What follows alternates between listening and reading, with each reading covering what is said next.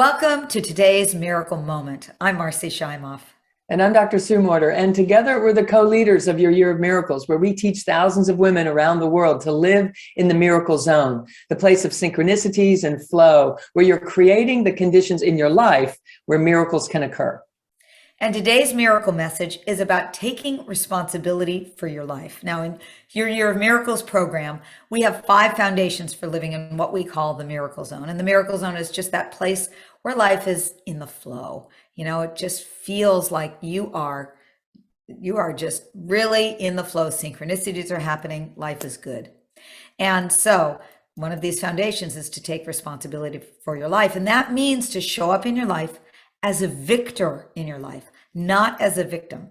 And the way you know that you are a victor is instead of blaming or shaming or complaining, which are the 3 signs of a victim, blaming, shaming, and complaining, instead, you are taking back your power.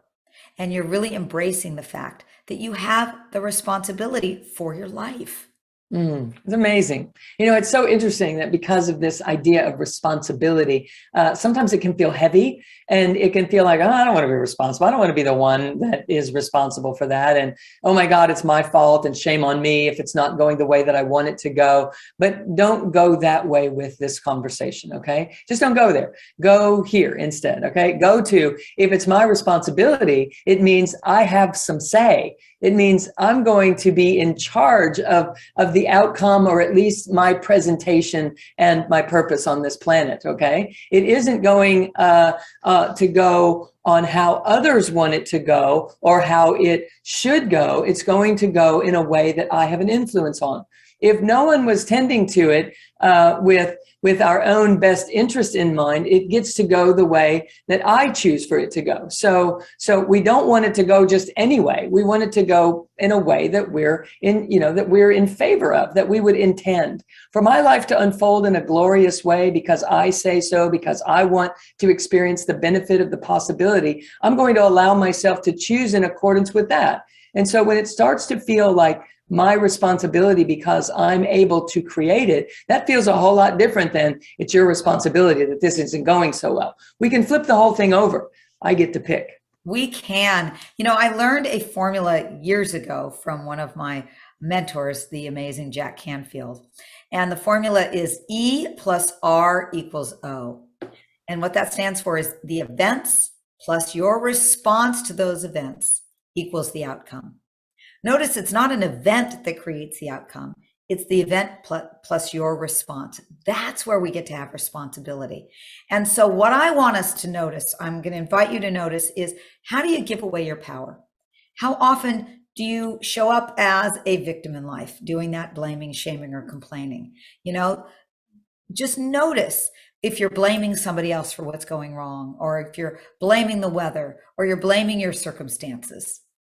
Right. So it's like, I can't do this because they won't let me, or I tried to do this, but there's this thing in my way. And so it doesn't go the way that it could because we're disempowering. Right. Or maybe, you know, it's you made me late today, or you did this to me.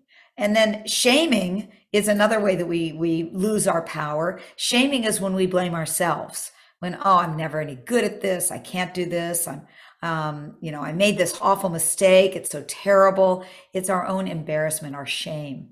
Yes, it's always me. I'm the one that's always messing up. I don't deserve this, or I don't deserve to even be a part of that. You know, why did I even think that I could be a part of that? That kind of dialogue is just evidence that we're stuck in that rut of shame, and it's so disempowering. And complaining is just, we all know complaining, you know, I can't believe the weather's this way, or I can't believe he did that. It's complaining, you know? Right. There was always something that needed to be better. It should have been better. If they'd only done this, you know, it was great, but if they'd only done that, if we're always, picking on something, otherwise it would have been perfect. But that little jab in there, it actually sets you back. It was a great day, except for this and this and this and this, and all of this evidence that we're in rejection is just coming right out of our mouths. And when we're in rejection and pushing things away, we are definitely not in the miracle zone. Right. every time we do that. Yeah, and we've all noticed what a bummer it is to be around people when they're blaming, shaming, or complaining, right? Yes. So here's what we're going to share with you. It's a game. We invite you to play this game this week, and it's called the Blame, Shame, and Complain game. I did this at a workshop many years ago, and I was shocked because I thought, oh, I got this down. I've been teaching this stuff for years, but I wasn't. I didn't have it down. So here's how the game goes. Every time you find yourself blaming, shaming, or complaining, you put $1 into a bowl. And you can play this game with your family or with your coworkers. And I was taking this 4-day workshop, and we each came in with 20 $1 bills. And that was our assignment. And on the first day, I'm like, I had to put $12 in that bowl. I'm going, oh, this room is so cold. I can't believe it. Well, I've been in training rooms all my life. I know how cold they are. It's up to me to bring a sweater. I know better. So that was the first day. Then I think by the second day, it was down to about $7. And the next day was down to about $4. And the last day, I didn't complain at all. It's really a fun way to actually notice when you're in the habit of not taking responsibility for blaming, shaming, or complaining, because when you notice it, that's when we can stop it. And just by noticing it helps stop it.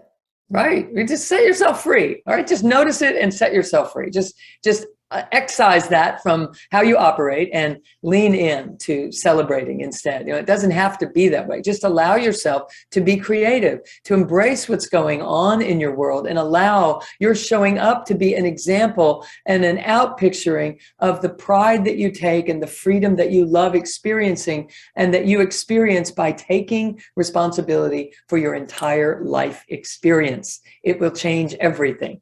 It will. We guarantee that this is one of the tickets to the Miracle Zone, right? It definitely will open doors. So let us know how it goes. We love hearing from you. So please share with us how you're doing with the Blame, Shame, and Complain game. By the way, at the end of the week, when you've collected all that money, then you can go give it to your favorite organization, charitable organization, whatever you want. And we're going to leave you with a quote from Einstein.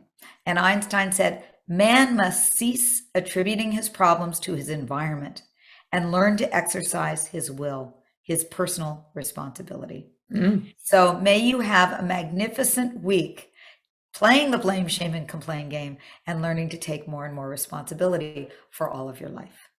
Yes, indeed. Yes, indeed. Much, much love, everyone.